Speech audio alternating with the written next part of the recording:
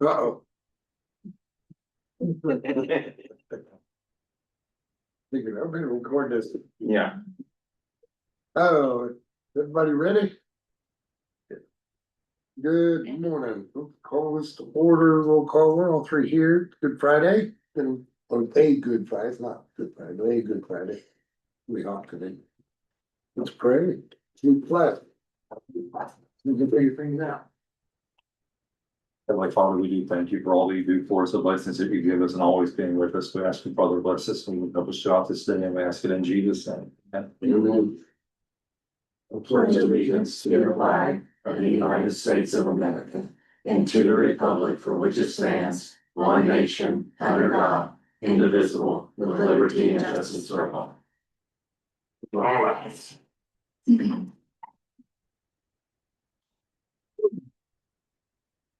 Before we get started, do we have any citizens' comments?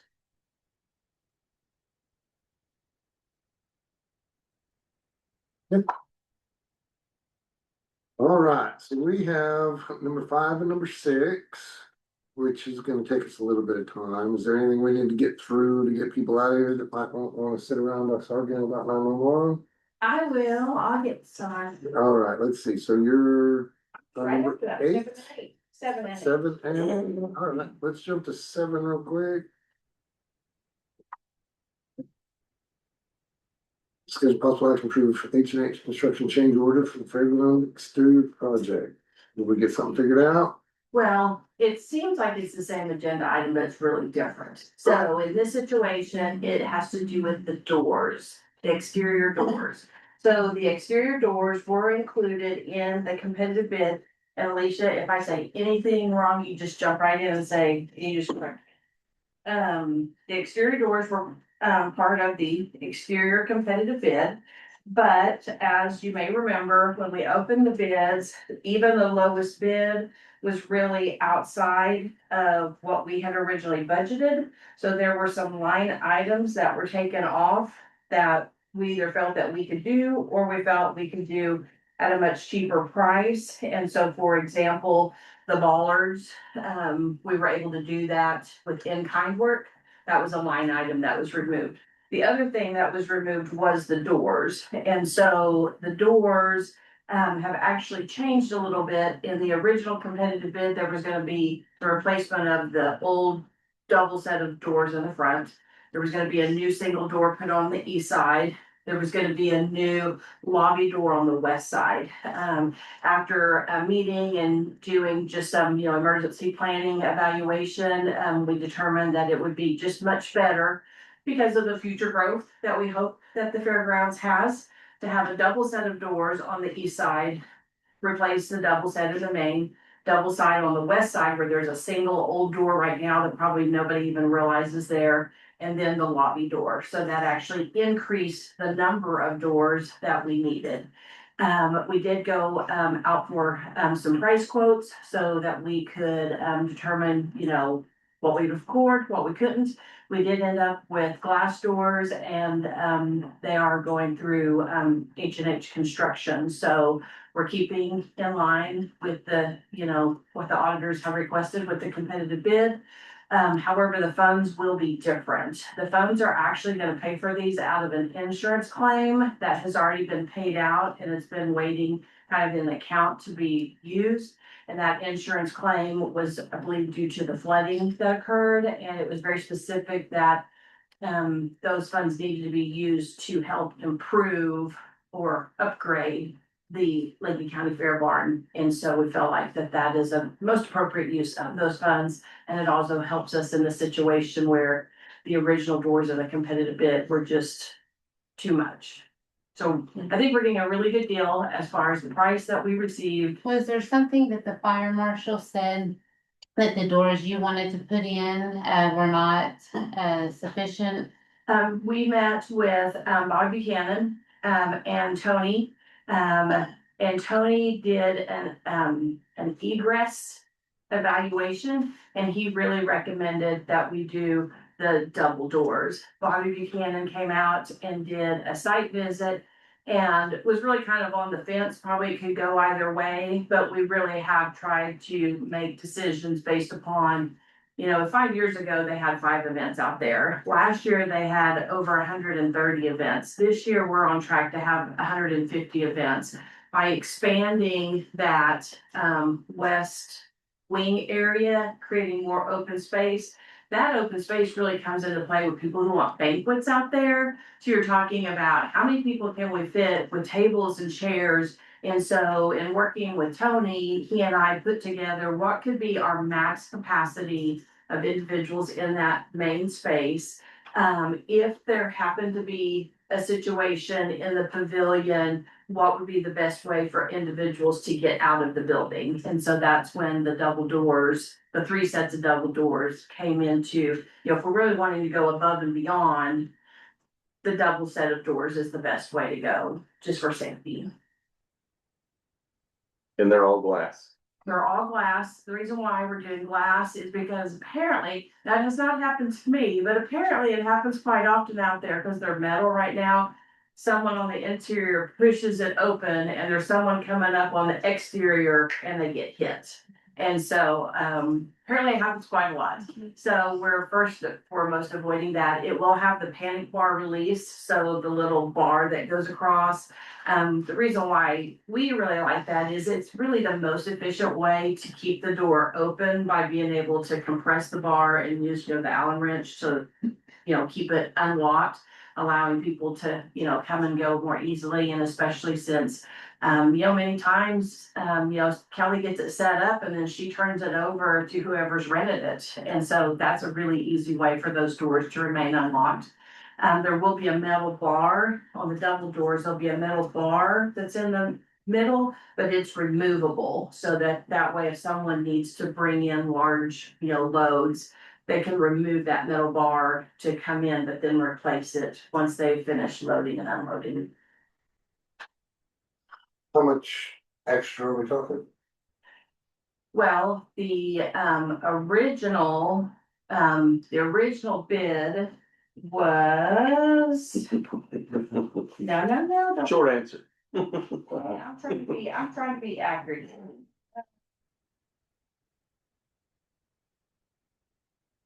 Okay, the original doors for glass doors that was removed was $14,000, but that was fewer doors. We have on our price quote, 14,000. I never got it. Oh, you didn't get oh. Did you send it to my email? I have not checked my email yet this morning. I will check it. If not, then I will go to my computer. Yeah, I think it was like 14,000, like $597. Apparently I left my phone in the right.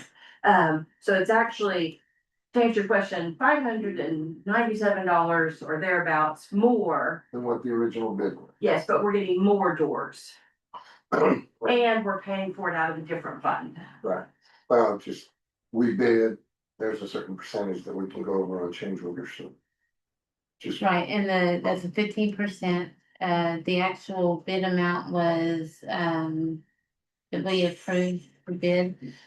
I'm sorry, I know that it's We under, approved 165,000. so 15%. $500, Yeah. but that's it, I just wanted to make sure we were in that number. And we checked that, but I just couldn't remember the numbers. Right, And I do want to say that Alicia and Crystal, they spent quite a bit of time looking at making sure what we were doing followed what the auditors had requested of them, so. Good job. all right, is okay with that? I am. I think it's a good deal. Motion, I'll make a motion to approve the change order for the fairgrounds. I'll second it. all in favor, say aye. Leslie, do you actually have the change order from 8 I thought that was happening, that, Kelly was putting it on the system. And then that Crystal was approving it after this meeting, so when we changed and all that got into being put on the system, I think that's when I thought that I didn't need to provide anything, but maybe there's still something. Yeah, I thought I was to I think there's a sheet that we have to sign. Yeah, we have to sign a sheet from the construction company, so Okay, from the contractor, H&H, they need to provide a change order forms. Okay, So. do they have that form? They should, should, but- I can send a sample one to you. But, so I'll make a motion that Marlon can sign that form by himself. I second that. All in favor, say aye. There we go, that way we don't all have to run up here and find time to get it signed. Alicia, when I leave, I'll call Brian Okay. and have him do that. With age comes perks. Is that what you call them? I didn't hear you. What? Nice, I will. Yeah. So, all right, number 8, then grants to support Lincoln County Fairgrounds. So yeah, so this was placed on the Lincoln County Fair Board agenda, and then in speaking with Marlon, he asked we go ahead and also put this on your agenda. So Lincoln County Fair Board already has an engagement letter that's signed, you've approved with Fightful Management. What we're running into is a couple situations where we are notified about a grant opportunity that I think will be good for the Lincoln County Fairgrounds, but I received the information after the board meeting. But then the deadline for the grant is before the next board meeting. And as you know, the fair board members are not paid and they do an awful lot of work. So they don't do special meetings really. So what was approved was that in situations where that happens and because of the timing, it misses regular board meetings and there is no match. And it is something that we feel like does stay in, line with the Lincoln County Fair Board's, mission and goals, etc. That I would get permission from Chad Imhoff, who's the chairman. Whenever he's no longer the chairman, it would be the next chairman, to go ahead and start researching, apply for the grant. But then it would be on the next board meeting, what we applied for, etc. They would officially approve that, yes, if it's awarded, it would be accepted. One of the things that Marlon brought up is that since you meet more often I would still bring it to you. Because I try to, any grants we apply for, we bring to both. Even though there'd be no matching, we would still, so most likely it would hit your cycle that we could, go through the official, yes, you give me permission to do all these things. But there's been about 2 of these situations that have come up and it's just because of timing. So that's what that item is requesting. Do you have like a list of goals of things that they want to complete at fairgrounds that you could know what to apply for when a grant opportunity came up? I don't know that there's necessarily a list. It's really, since I attend all of their board meetings, I have just become, it's like part of the team and understanding, what they're working on and what they're trying to get funding for and just different activities. And, with grants, you just never know what foundation, what state agency is gonna pop kind of a different or unique funding opportunity. For example, the one that we missed, was actually targeting, veterans and their ability to either improve in agricultural or get into the agriculture industry. And so in that grant opportunity, I had talked to Chad about, if we applied for it, it's really bringing in the Chandler American Legion because they have those veterans connection. It would be bringing in all of the institutions that are providing education, but using the fairgrounds as kind of the hub that could be rented out and reserved for those type of activities to bring, especially in the Lincoln County area, an opportunity for veterans to have easy access to training on agriculture. And it could have been anything agriculture. It could have been, how do I maintain a John Deere tractor? It could have been, grass, when do you fertilize, when do you don't fertilize? Since there's already so many programs at Warren Cooper, OSU Extension and others, it would have just been an opportunity for us to kind of work and coordinate so that those opportunities were centralized at the Lincoln County Fairgrounds.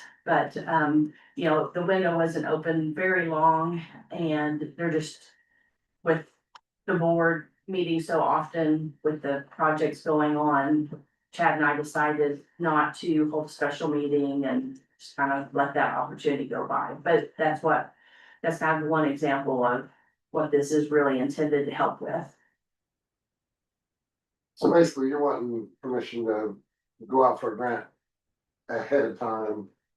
And then bring it to the board and ask for permission. Yes. And she's specifically unmatchable grants. Right. If it had matched. Cost the county anything, she'll still approve it through the chairman and keep us in the loop. Yeah, and even though you've applied for a grant, I mean, you get your application for most of it. We just don't have to do that. That's all work for now. Right. I understand. I understand. I don't think that would ever happen unless it was just some weird off the wall case. But that's why I would go to Chad, discuss it with him and. Right. Lindsay. It's something that sounds good, yeah, yes, I'm seeing the results of great grants in the town that I live in. Right now. Goes around a body of water, and I had to drive down there yesterday just to look at it, because I live on top of the hill, but then it was down there, and I thought, wow, this is really cool, so that's great.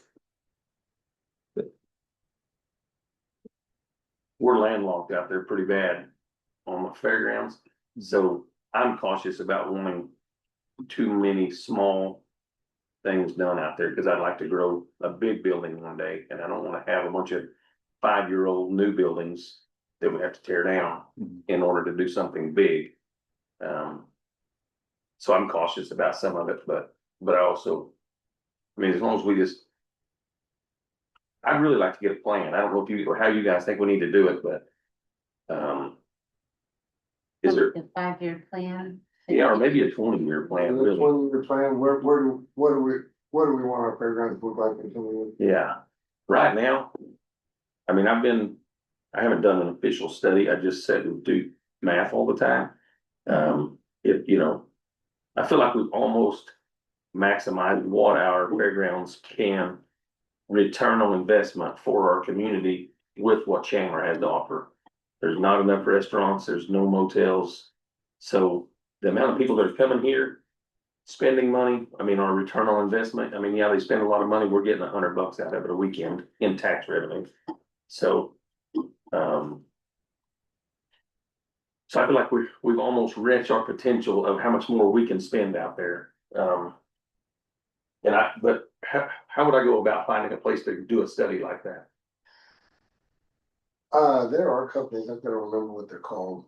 But yeah, there are. Studies, What's that? like feasibility studies? Yeah. Feasibility studies. They have to say, like planning and what our future planning, Yeah, whatever, say, look, this is where you're at. If these things happen, this is where you need to be. yeah, If we got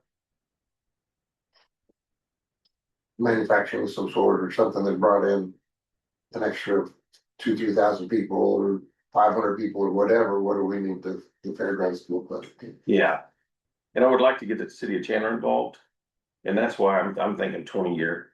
I mean, because I look back to what I remember Shawnee being 20 years ago, and we're nowhere near. I mean, in 20 years, we won't even be where Shawnee was 20 years ago. So, we're 40 or 50 years behind Shawnee, I'd say. But I'd like to have a facility that's capable of accommodating that when it happens, or at least be ready for expansion. And with part of that would address what the board has talked about. Are their rates comparable with what the market is right now? Yeah, As far as when entity, not like the 4-H or the FFA, but an outside entity comes to rent the facility, they have questioned, is the rent at a point that it really should be at, or are they still, 5 years with an old rent rate? And something like that would probably feed into that as well, knowing what they should be charging for the facility that they currently have. and rates are not even a expense coverage. I mean, I'm talking about the 4 and 5, 800,000 that we've been given out there to improve the facility. I don't think we can do that very much more. I mean, it's I think we've maximized all it can return to us with the improvements the capital we can gain from our city. So until Chandler, I'll be honest, I don't want Chandler to grow. So I don't know how to figure out. I mean, The best thing to return investment on is get the RV park up running, where it can be used 24 hours a day, 7 days a week for anything. Cause there's always people looking for RV slots. That would, your 30, 40, depends on the slot. If you have Yeah. some nice big pull throughs at $50, $60 for that. And I guarantee if we get it advertised that this is available, give one slot to a full-time RV person, they'll run the whole thing.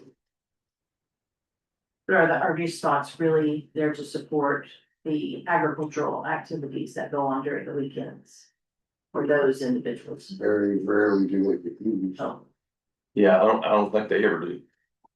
And somebody might hook onto a water hydrant and not pay for it right now, so. But I've said that for a while, is that RV parking will be a revenue generator for everything else. Yeah, And probably generating a couple big ones. there's not any sewage. Troy and I figured out that we could put in 2 septic tanks and that run it off the hill. And it would handle. Cause it's all pre-treated with millions. Yeah, I know that. I mean, that's Boston good. has an RV park and it is not maxing out. Stroud has a very nice Ozark RV park and it is not maxing out. It was maxing out when the pipeline came through because the pipeline workers reserved it and it was full at that time, but hasn't been. They were really hoping that, because the travelers for the Centennial Route 66, both Wellston and Ozark would be more populated and they just Right, haven't quite. sure. So one thing that ours would have going for us is we don't have a hotel. I know they don't either, but they're smaller area, a little closer to. Sure. Stroud has Stroud three. has 3 hotels, and It's a very nice Airbnbs. they're very busy hotels. And the Lincoln County Fairgrounds has also helped with that. The new owner of the Skyliner, as well as the Locker, which is an Airbnb, they both went and met with Kelly. So, because she does get a lot of calls, especially when events are coming up, is where can I stay? And so that connection has really helped those businesses and provided some new opportunities for individuals that are coming to the fairgrounds for the weekend to stay in Lincoln County, not Chandler, but just in Lincoln County. The casino's just down the road too. I know that they have an expansion project where they're planning on building a hotel with event centers. I think they said they were gonna start working on that at the end of the year. Yeah, they've been renting out, CARE's been renting out Lincoln County Fairgrounds to have their planning meetings for the hotel. Anyways, I agree with you, but I think if we get grants to improve the building we have, then I think it's good too. yeah. Yeah, I agree with that. Especially improving what we have. As far as, I just don't want, the best way to grow that is another building like we have attached to it longer. That's my opinion. That's, Just move it south, yeah, just have the front lobby and a back lobby type thing, and then Yeah. the arena in the middle. yeah, But I think this brings up a fun fact that I was contacted by the Oklahoma County Fair Board president. And the Oklahoma County does not have, they are actually jealous of what Lincoln County has. They do not have a facility. And I first was like, okay, we're talking Oklahoma County, right? He's like, yes. Like, you don't have a facility like Lincoln County? They're like, no, we don't. We have to, any events they have to rent out from other venues in the area. They do not have a dedicated spot. So I think that's something that Lincoln County should be very proud of. Absolutely. All right, so we need a motion to allow her to go out for grants ahead of time and then bring it to the board if yeah. the timing doesn't fit. And it would still come to the commissioners Right. beforehand, because we're all. I make a motion to approve 5 Tool to apply for grants. I was like, yeah, All in favor, say aye. Alright. Alright, that'll work, anything else? You guys have fun on September. Okay, You want me to give you that exactly on the invoice? no, we're good, Okay. we're good, we've already voted on Pass it. it. We'll see it later. You guys be nice to one, 911. Hey, thank you. Thank you. And you know, if you hear, you know, an emergency call come in, some lady in yellow has fainted in the heat, it's probably me, Trevor. Alright, 5 and 6. So we've got, Stacy's been working hard. Surprised she's here bright-eyed, and wish she was up late last night reading too. Originally, I was asked what options the county has in regards to the 911 board. Are there any options since the original proposition that created the 911 board was done by a vote of the people? Could we take action through a vote of the people? So after doing my research, what I found is, you know, the counties aren't able to take any action unless they have some kind of statutory authority to do so. Under Title 19, which is under the commissioner's statute, there is some authority to call an election, but it specifically addresses different types of like taxes and funding. The other options is if there's statutes that specifically target different topics. So, for example, when the E911 board was created, it wasn't created out of a statute for the E911 board. It was created in the telephone taxing statute. And what that did was it created the funding to support the 911 board. So at that time, the statute said that the counties could create a board and that they could basically call a vote of the people in order to initiate or have this tax approved. And also along that, create the board for the 911 call centers. Since that time, that statute has been repealed. So initially, I thought we'd be able to take advantage of the same statute that created it to see if we could modify what the original proposition. The original proposition basically says that the 911 board can be created or the authority can be created. And then it kind of lists out who the trustees or who the membership of the board is. And so that was kind of where I was going with that to see if there was a way that we could modify that. Well, since the statute's been repealed, we no longer have that option that says that we can bring it to a vote of the people. So the next option I was looking at, okay, well, can another one be created if the board wanted to create a new 911 center? Under that, since the repeal of the statute no longer allows for the creation.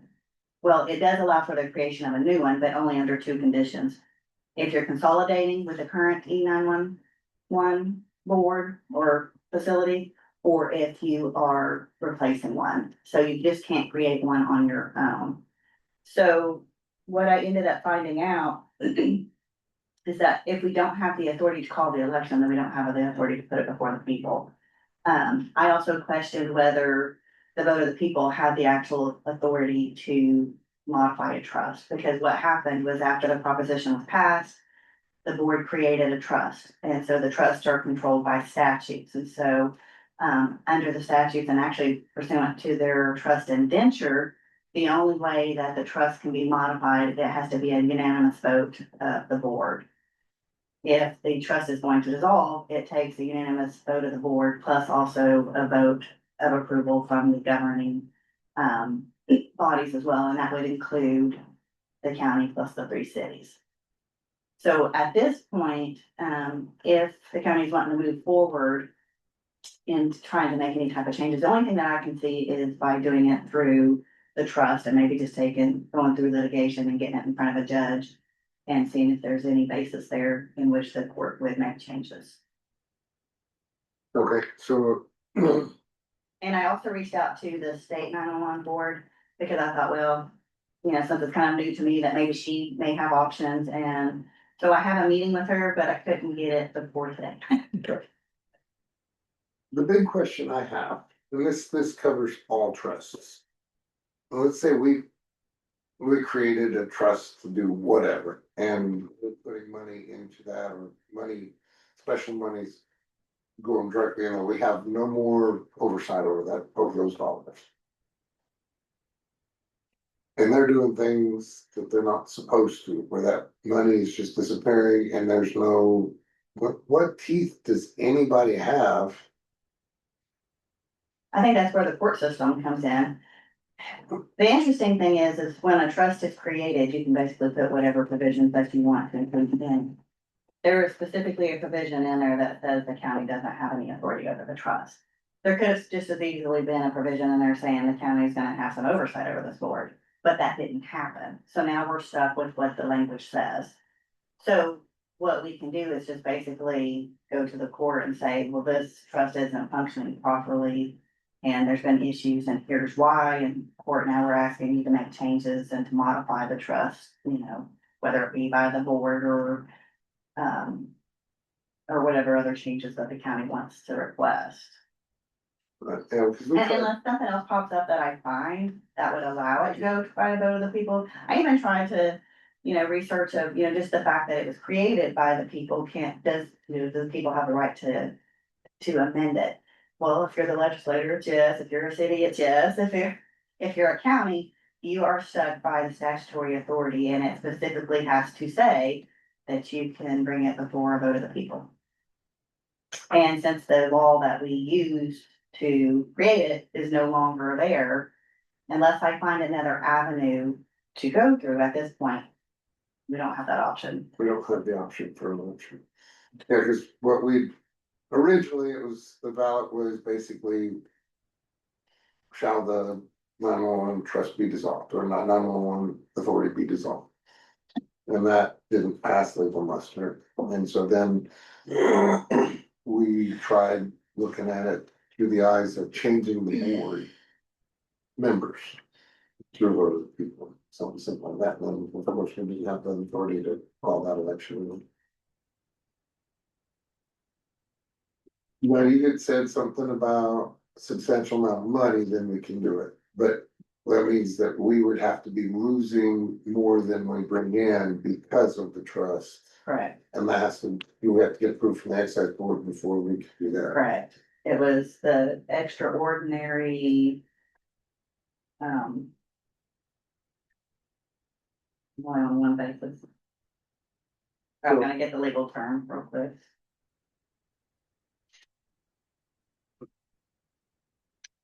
An extraordinary outlay of money. But what I'm finding out on that is that basically that the county would be incurring a debt that's greater than the annual tax revenues can cover. Or if there's some language somewhere where it would create that the county would need to go out for additional funding source board or something like that, then we might be able to, piggyback on that if it has language in there saying that it could go before people for a vote.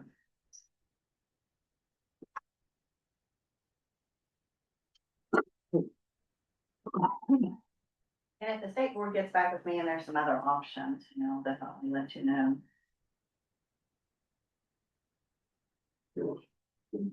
My biggest problem with the board. The way it's set up is there are no controls for that. No safeguards. And that's the frustrating part. We have a lot of really good, hardworking board members there. There are some things that have been said by other board members that are really concerned with them. Because they don't care. Can that board add that control that you're wanting amongst themselves? Can we get with that board and say, I have done that. I gave them a full set of bylaws and a full set of money control. And exactly laid it out, exactly what they need to do to protect that money. And it was signaled.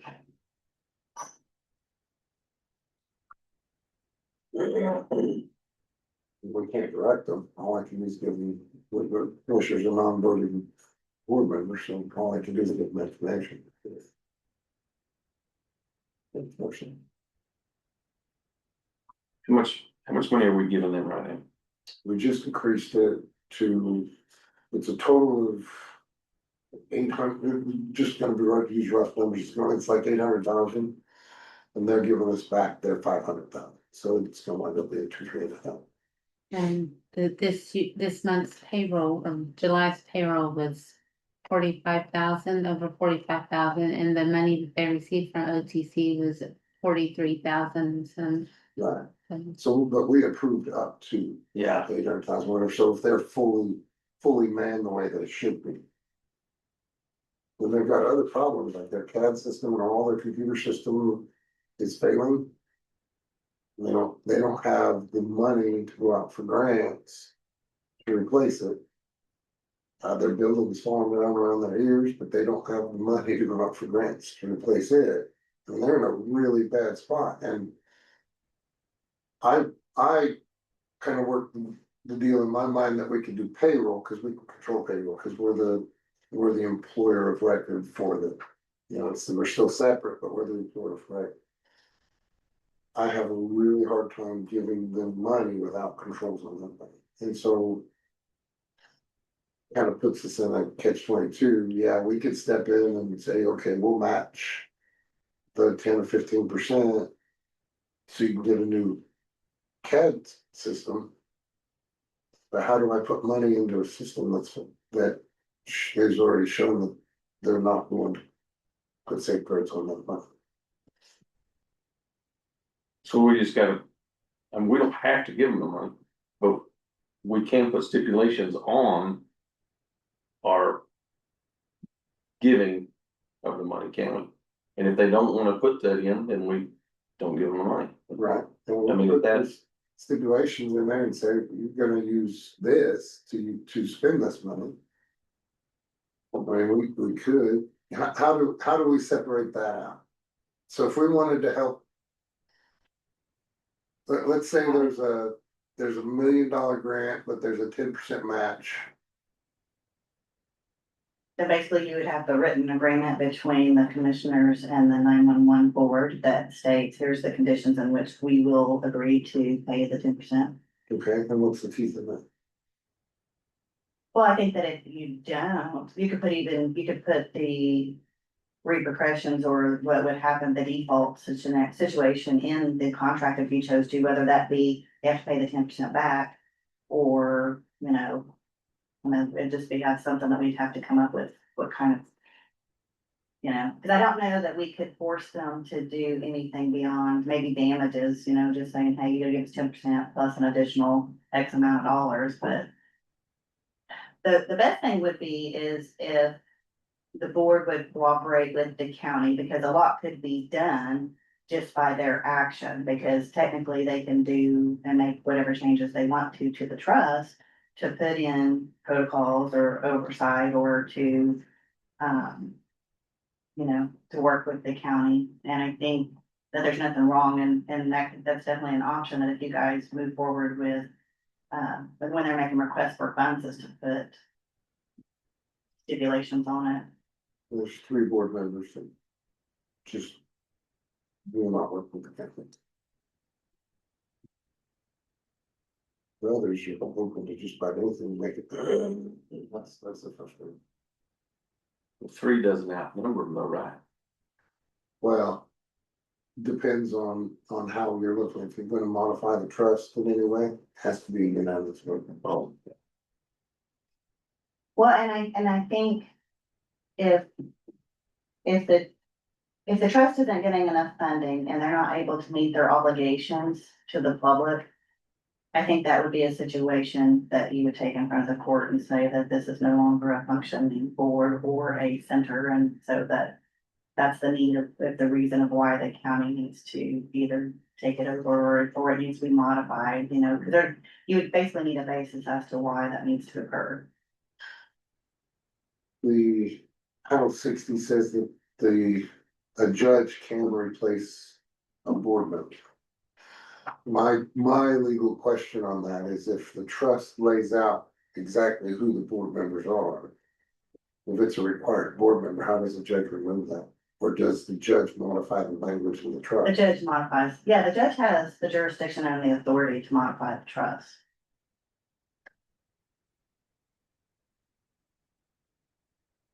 That's really all that needs to happen, is it just be modified where controls are put on that money, and then we want to get back into this.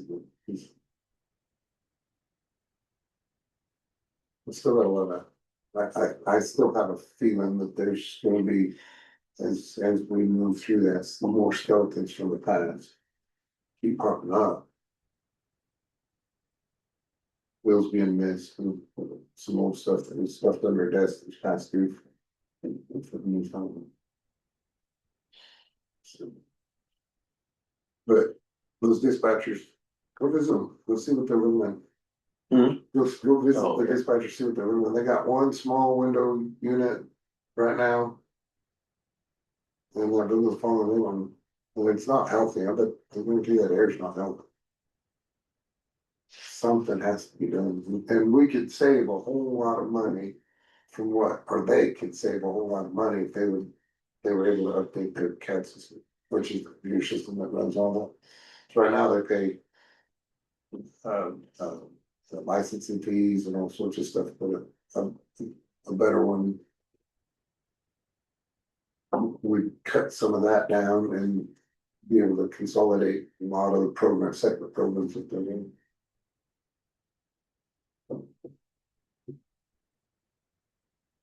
How much money is that? Are you talking for that? 1,000 just for the system, and then we'll have to replace the computers.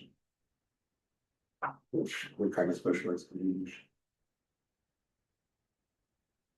But in that building with no air conditioning, you're not gonna last long. About 5 years ago, they were, apprentice went down and did an audit and they were greatly out of compliance. The sheriff's office offered to pay to bring them into compliance and upgrade all their, like their equipment and wiring to make it all secure, and they didn't want to do that either. There's no participation. Apprentice and I did a white hat job on him. We hacked in and showed him as wide open. It took us 2 seconds to get in their system on a back door. That's when we built this network. We want to hook us together so everything will work seamlessly. So, it has nothing to do with the workers over there, and I'll have the board members. And Charlotte's done a bang up job down there trying to keep it afloat.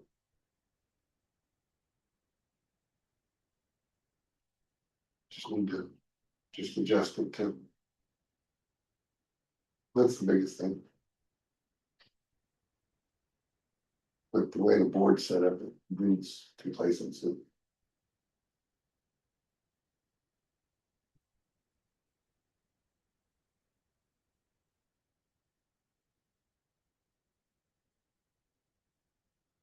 The board I proposed on the ballot language we were gonna try was moving it to a 9-person board, make it bigger, having the fire EMS and law enforcement and emergency management. The chairman of the Board of County Commissioners, the minority board, Board of County Commissioners appoints a member, and then the board itself appoints a member at large. And then that way, at least 2 or 3 of the board members can be changed.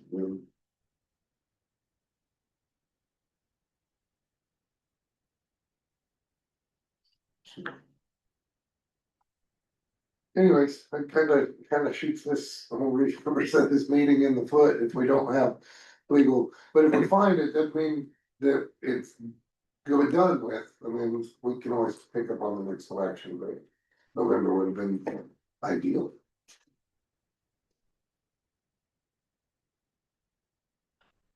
So, and if we choose to go and do file a CP, would that be you doing that, or would we need to hire outside counsel?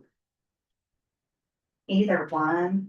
Sometimes I get so just behind because I have so much work coming that sometimes it's easier, but if I know something's gonna be litigated and it's gonna be a lot of work, then it's probably easier to have an outside. Which would cost us about what?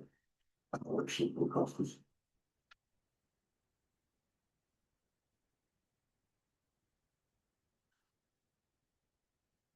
You know, if we look at that multi-county grand jury moving.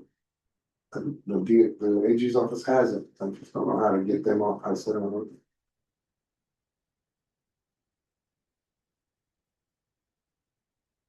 then that would open up a whole bunch of information that we don't have, because when you request a special audit like that, you can only request, you can't say just audit the whole thing, you have to have the evidence points to. The main evidence that we had was the payroll, so that's what they are.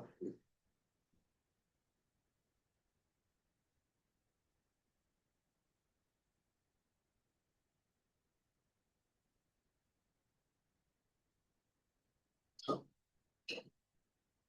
Okay, that's where we're at, so we'll take no action on 7 and 8, and we'll step back and see where we are. The board would unanimously vote to change the board or dissolve or whatever, we can. Or if they would just accept the bylaws or some of the stipulations that you want to put with them.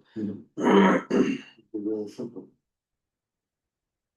And before we sign our next agreement to give, because that's just, we just signed it in to give them money Right. a few months ago, and that's good for 1 year. Yeah, we can have that, we can change the agreement or add that to the agreement saying these controls will be put on this money. I think let's go ahead and move forward with assuming that, I mean, if you know what you wanted to say, let's present it to them. And say this is some of the requirements it's gonna take next year to extend this. Do we have any grounds to adjust the current agreement? Probably not. I mean, if you do, you'll be in default. There's something on there about in writing within 30 days. You can change things from both parties. I don't even care if we change it right now. Let's present it to the board and say, Be prepared, because. yeah, let's spend the next 9 months getting on this Right. cycle. Because we have an agreement with the sheriff, we have an agreement with us, so we can put that language in both those agreements. And if we'll give them 9 months to get on board and I mean, roughly 9 months, I don't know. Yeah, and I can look at the contract too and just see what provision is. Substance and just look and see if there's anything in there that, we have the authority to make any changes prior to that time. Sure. And that give them time to understand it and get on board and then whenever we do our next financial contribution. I will tell you one thing while we're talking to the board, there's not another board member on there that has more passion than that lady that sits over there right now. I said things, she's got mad at me, she got mad at them, yeah, she's like, these are my people and I'm gonna take care of them, and I love it, it's amazing to watch her work over there, so. Truly heartfelt, thank you. She's pretty passionate about what she does, Yeah, she is. wherever it's at. She's definitely a jewel.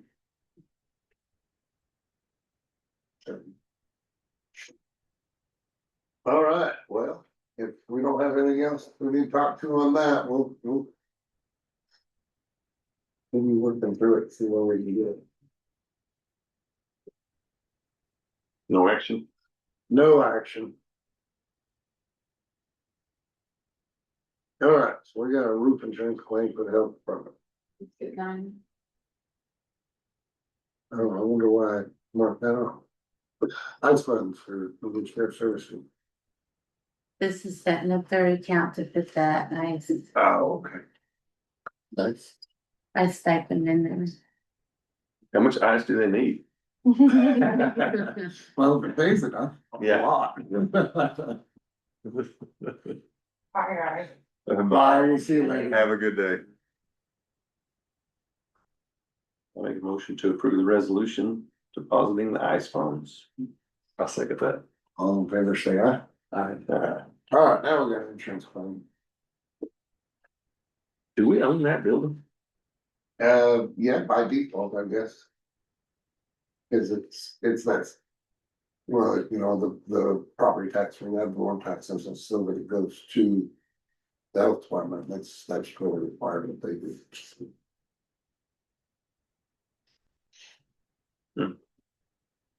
They can go over that. I've got to step back here real quick. I think it has the amount with the deductible amount on the front. And then there's some pictures in the back, and so. This is everything you sent to us, isn't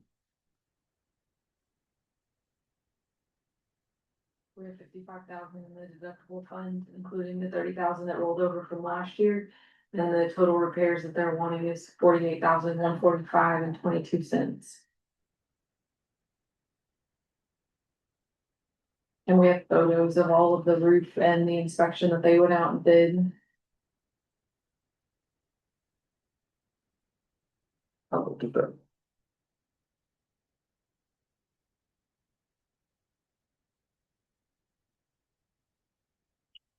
And the health department, I don't know if it matters, but the health department does contribute their portion for their building back to the county every year. About $5,000 that they pay for state coverage.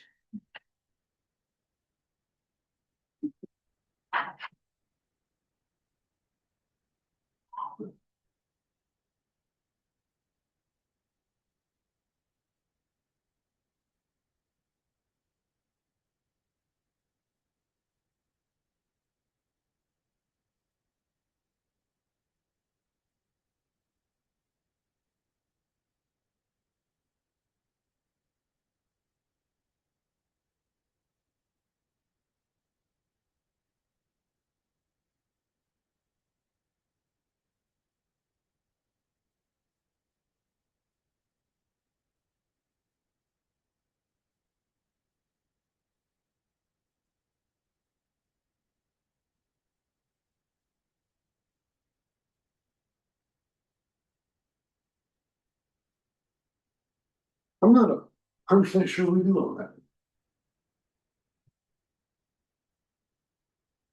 No money that goes through here does, anything that they spend has to come through here because they receive our. Ad valorem, but I think the state owns that building.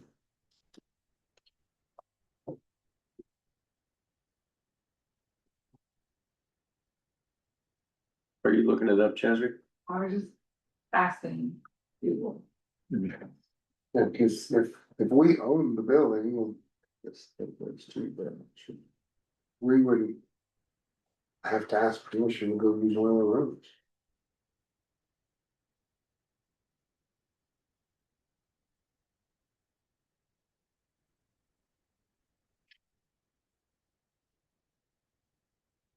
That's most county health departments are operated under the state through the state health department. Or state department of health. Well, cause they get state money. There's only a couple of them that are solely owned by the county, which is like Oklahoma and Tulsa.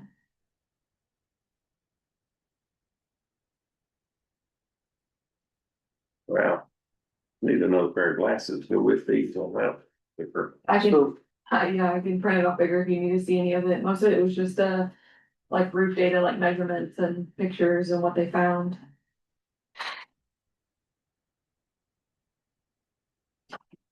they have their own insurance, they don't follow them very good. They're covered by ACO. They contribute to our state coverage every year. Yeah. It's approximately $5,000 per year. But they do reimburse the county for that coverage. And that's why we're kept this thing. That would go. We'll start deductible for them. I also wonder if at one time we contributed the funds for them or pitched in money for them to get that building because it is being taxed under Lincoln County. I mean, it's not the department or it's not the state of Oklahoma, it's not the health department, it is listed as Lincoln County.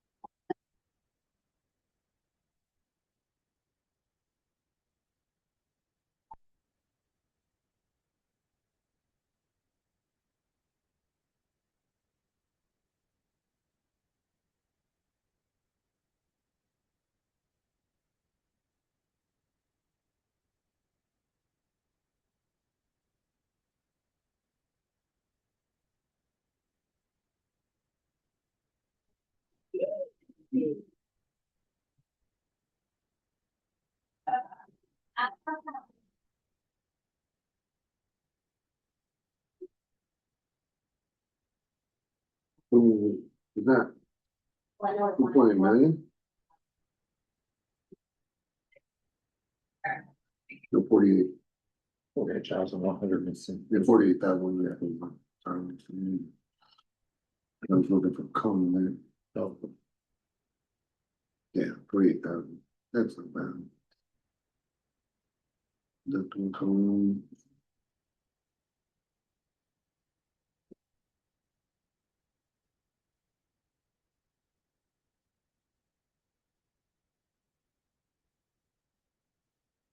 Next, we'll just need some money from them.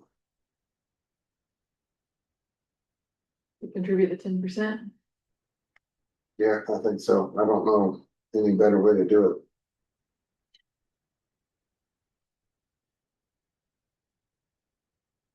I didn't hear what you said. 10% go into our, the replacement fund, and it doesn't cover everything, but at least keeps you from getting kicked really hard when it comes around. It's my grader and. Yeah, down, you only got 30,000.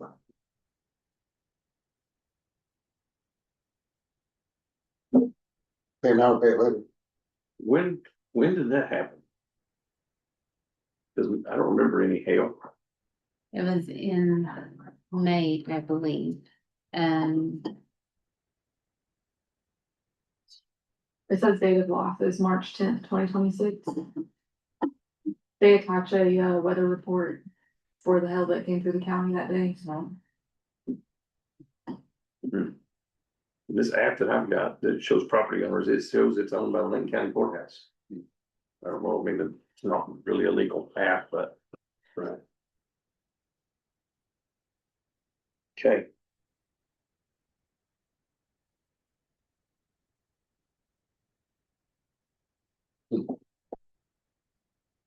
So what does the motion need to say? Pay it.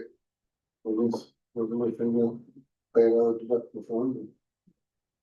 And then, once the deduct fund's done, the secondary insurance kicks in.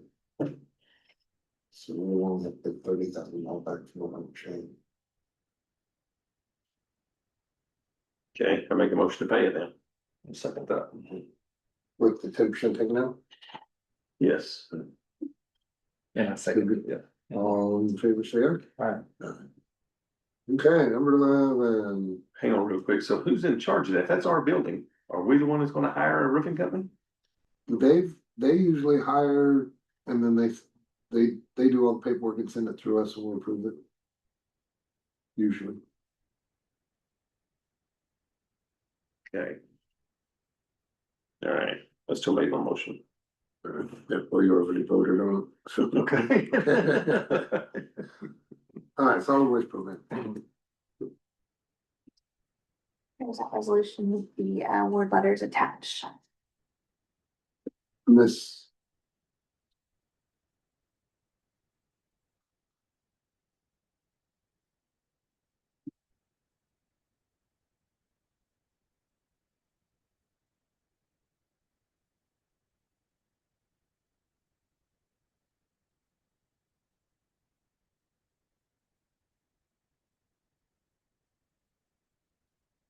Cool.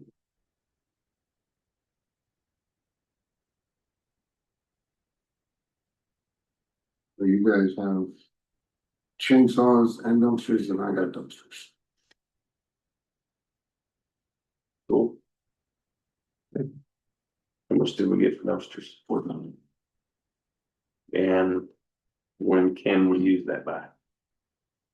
There's several different deadlines on the award letters, but most of them are February and April of next year. It does recommend if you're ordering the chainsaws to go ahead and get those out of the way in case stuff's on back order. there's a transfer to move the money from CBRI for y'all and from sheriff service fee for the sheriff. Cause it's a reimbursable grant. Okay, Highway cash. Okay, highway cash.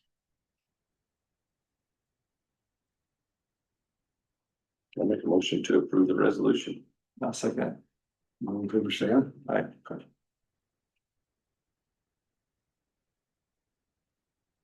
What did we just give these everybody got a little bit extra money to Yeah, finish up? they got to the end, they had money that other counties didn't use, and so they said, hey, you guys wanna do it again? So we Yeah. did a second round of dumpster. Did we give some of our own, like 105 money or? Also, We didn't use 105 money, but we used half or something. Yeah, we set up a use tax account. Before they reached out and said, we have these funds available, if y'all want to use them, we had put money in an account for cleanups. But I feel like all of them were really successful, I mean, it was a good deal. mine's huge. It goes over really, really good. People come from all over and bring. So I'm probably gonna want some more money. But Yeah, we can, I'll figure that out yeah, figure for out the next one. what and when. Cause I think, didn't I get like? I think I got like 15 dumpsters last time. Wonder what would happen if we called our local trash service providers and gave them an area or a piece of land or something to do a transfer station. And if you're a Lincoln County resident, the Lincoln County address on your ID, I mean, I guess that would, some IDs are Edmond, some are Stillwater, some are, whatever, so you'd have to figure that out, but if you can prove you're a Lincoln County resident, you come in and use it from this date to this date for free. At some of their existing transfer stations. Really don't have any, do we? No, we don't, not in Lincoln County. But if we could maybe help them build one. Cause people in my side of the county and Yeah. and you don't wanna drive all the way to Prague. Yeah. Or don't wanna drive all the way to Midwest City or wherever the nearest dump might be. Yeah. We did a transfer station on Trash has been a big deal for me since before I ran, so. And what I've seen, it looks to me like we need to get with our cities. And contribute financially with them. Cause they've already got, most cities already have something. And if they would just, but they all dictate that. Outside of their bubble, nobody can use it, and So what I do with my dumpsters is I provide a couple in Wellston and a couple in Meeker on the same day that they do their cleanup, yeah, which allows the county people to come in, and that's worked really well. yeah, When I did the one at Jacktown, I don't remember, we did what, 4 or 5 dumpsters, and we had those filled. We had them dropped on, I wanna say, if I remember, right, Friday morning, we had them filled by Saturday night. yeah, And we separated tires out and yeah, the tire recyclers were happy to come get them. yeah. Yeah, So. But, you know. Yeah, just figure out a way that we could put a transfer station somewhere. We all Yeah. have little pieces of land just. manning it running around. is gonna be that's why I say put it with the city, cause they've already got people. And, If the city would be willing to do it, yeah, certain days are county days or something like that, that way yeah, we're just gonna see where it goes. yeah.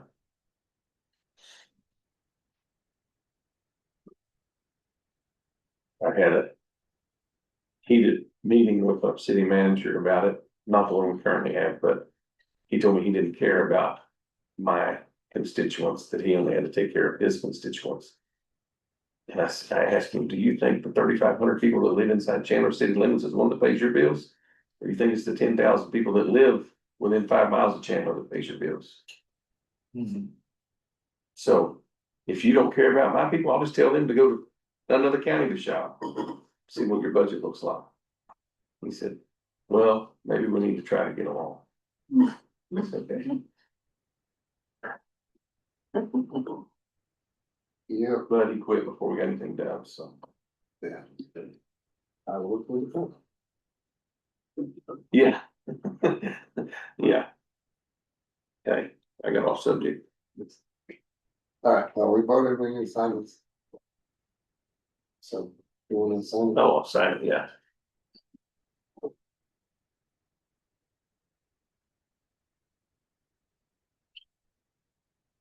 So, jail renovation, insurance, surety, status, inquiry. Is the report on the jail, financials on the jail.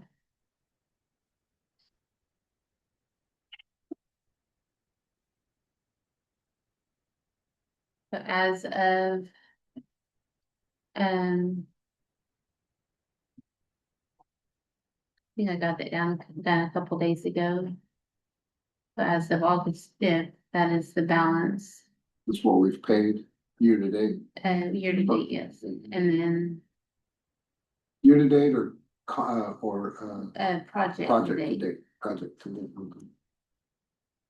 with all the change orders and everything. 98%. 2,447,190.64. We're under on the change orders. 180,000 change. Nice.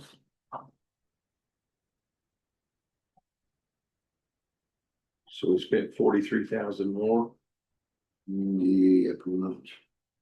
than the original contract price roughly. Yeah. On change orders. No, total so far.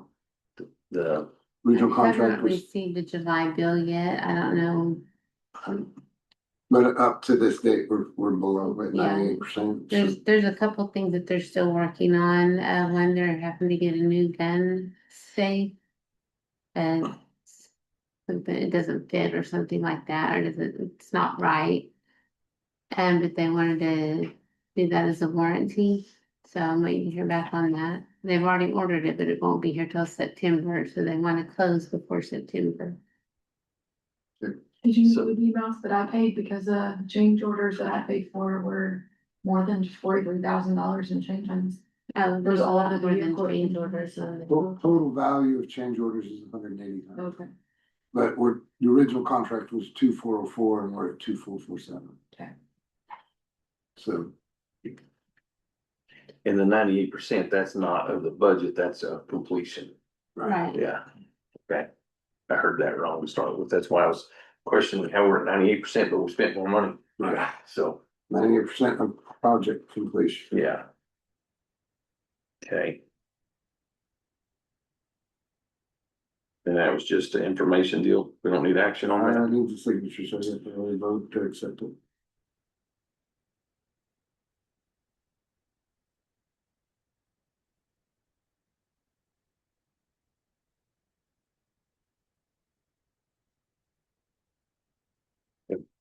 And it's for insurance. Yeah, it's for their bond. And so they wanted to know where we're at. Okay. So who came up with the 98% I did, of completion? yes. It was actually on the report from, Travis. Okay. All right. Everyone good? I make a motion to approve the jail renovation insurance surety status inquiry. I'll second it. All in favor, say aye. Aye. Just mine. It's the owner. It says owner, I said just the owner. Just the owner. We get on there. All right, we have the CFO report. Oh, we do. Report, book, same thing.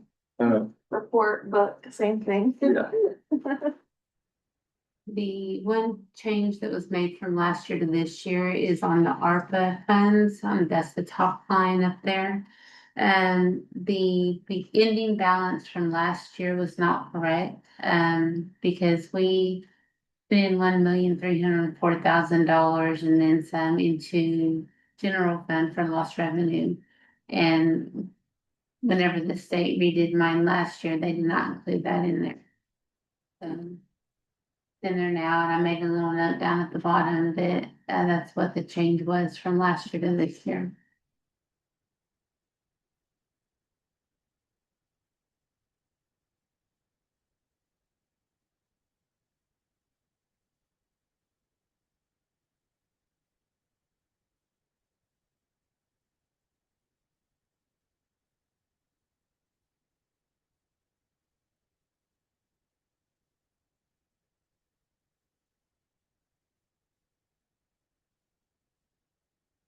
Patient to back it up.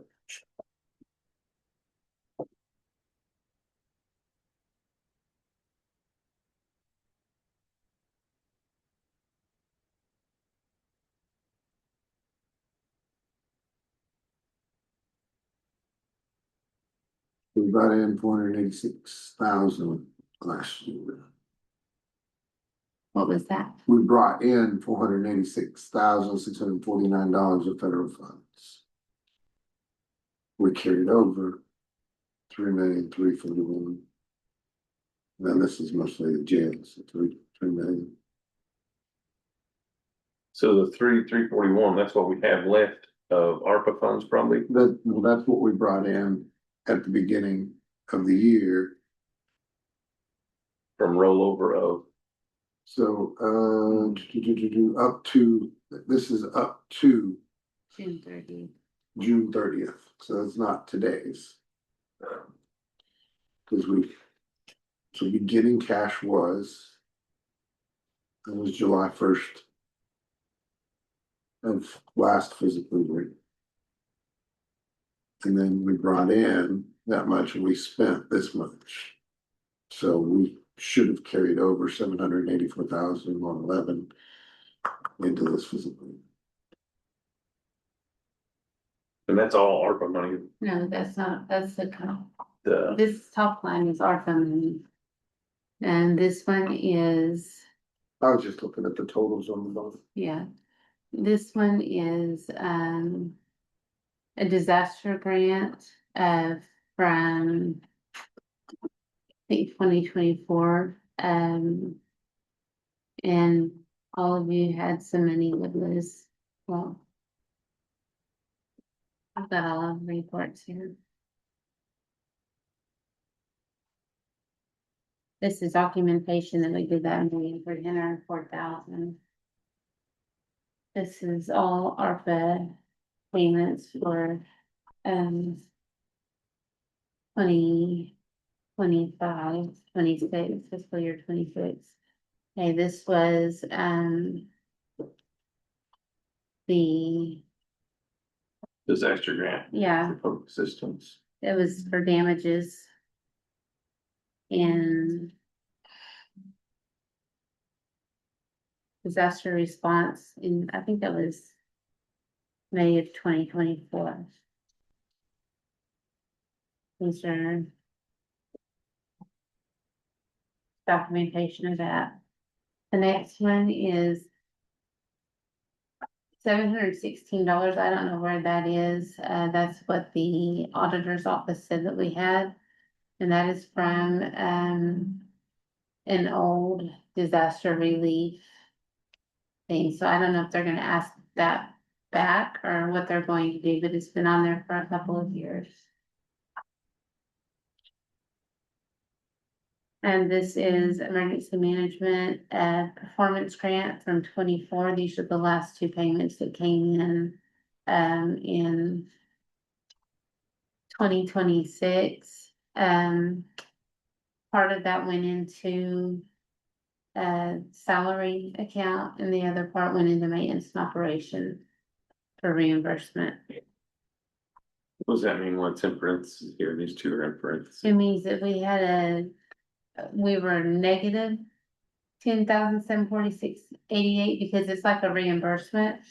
And so we had already spent the money in 24, 25, and then we got reimbursed it in 25, 26. Okay, So this is the Safe Streets for All grant.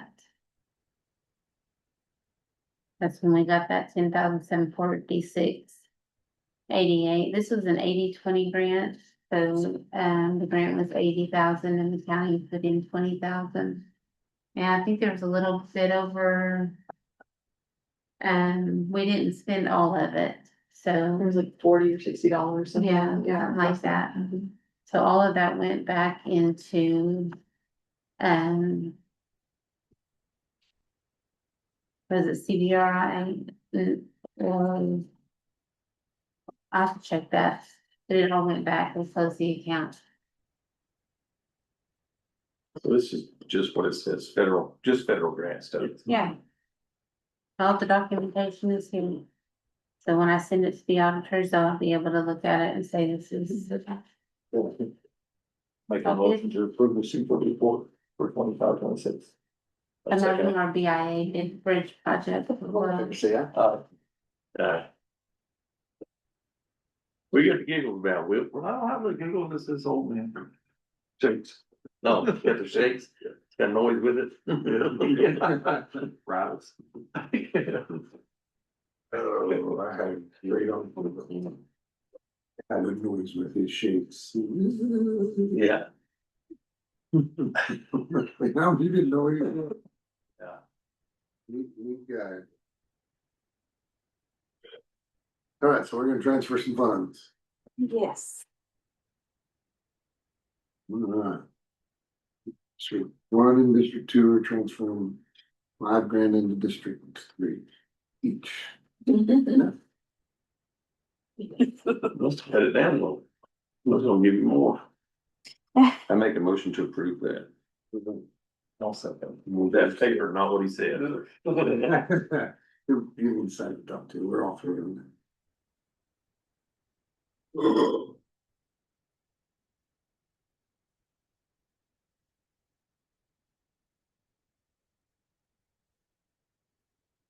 Sure, so it's all me, it's on me. Hello. Good job. I'm still in the meeting. Can I call you back? Like, how good did you do it? How good? Yeah. All the penny ones were from the fiscal year transfer, when the transfer was made, it was a percentage, 90%, right? The pennies.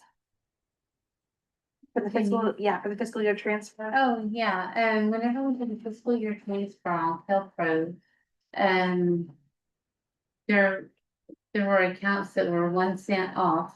And so I did a 90% transfer of the available funds, just in case any POs went over. And it transferred like from 1 year, a penny less than what was transferred into the new year. Yeah. It was kind of an automatic thing, and we just had to go in and, Fix it. yeah, just take that Calco penny. glitch. Right. It's been an interesting few days. There, I'm trying to find the penny. Yes. That's a lot of work sometimes. If it was having a lender bill, it's all. Yeah. Lila and I were all looking for it. Oh my goodness. Do we have any claims today? Yes. That's me. Thank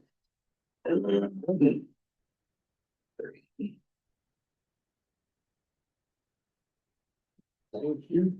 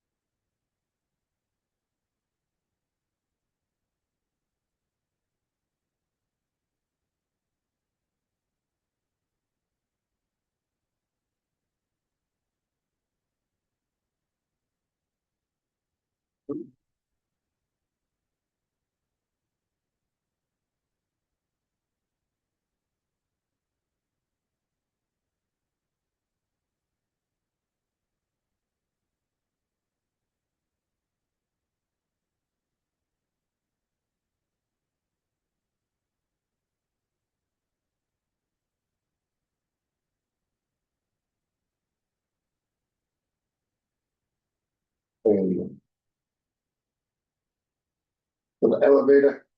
Yes.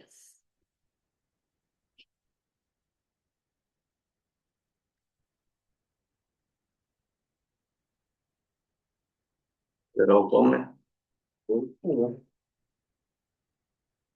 It's just going.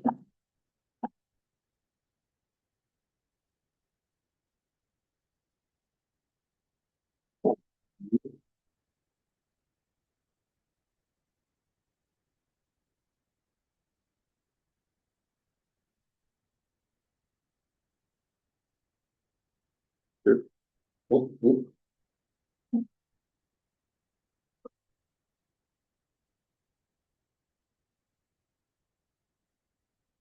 Make a motion to adjourn.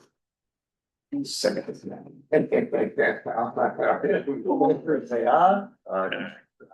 Can I get a motion for claims, please? Well, you didn't get a motion on claims? Like, meeting's already adjourned, sorry, I can't pay it. I'll make a motion to approve claims. Second. Or maybe say aye. All right.